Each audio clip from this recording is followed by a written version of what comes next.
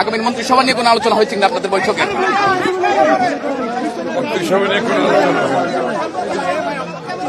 এমনি আপনাদের জাতীয় সরকার গঠনের কথা বলেছেন, আগে আগে আপনাদের ইশতেহারেও এটা ছিল, চেয়ারম্যানও বলেছেন, আপনারা বলেছেন। মানে আমাদের সাথে যুবপদে যারা আন্দোলনে ছিল তাদেরকে সাথে রেখে আমাদের 31 দফা বাস্তবায়ন এবং জাতীয় সরকার গঠন বলা হচ্ছে। আচ্ছা, এই যে আপনাদের যে গণতান্ত্রিক বিজয় বলা, আপনারা নেতারাও বলেছেন জনতার বিজয়, গণতন্ত্রের বিজয়, দীর্ঘ ফেসিবাদ বিরোধী আন্দোলন পর আপনাদের লড়াই সংগ্রামের যে প্রত্যাশা সেটা পূরণ হয়েছে। আপনারা যে ফলাফল এখন পর্যন্ত বেসরকারিভাবে পেয়েছেন, এটা আপনাদের প্রত্যাশিত ছিল?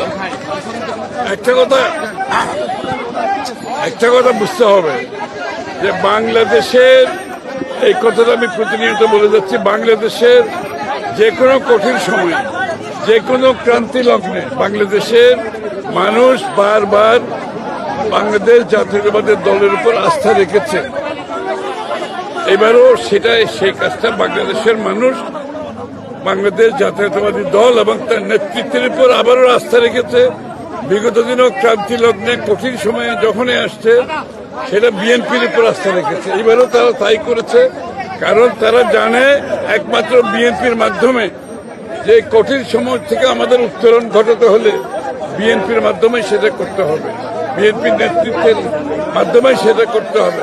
এবং বিএনপির নেতৃত্ব তারেক রহমান সাহেব উনি যে পরিকল্পনার কথা বলেছেন, যে প্ল্যানের কথা বলেছেন, এটা বাংলাদেশের জনগণ এটার উপর আস্থা রেখেছে। আমরা জয়ী হয়েছে বলছি না, কিন্তু আমরা বলছি আমরা বাংলাদেশের জনগণের আস্থা অর্জন করেছি। জয়ী হয়েছে একথা বলতে চাই না, বাংলাদেশের জনগণের আস্থা অর্জন করেছি। আস্থাটা রাখতে হবে, এটা অনেক বিশাল কাজ।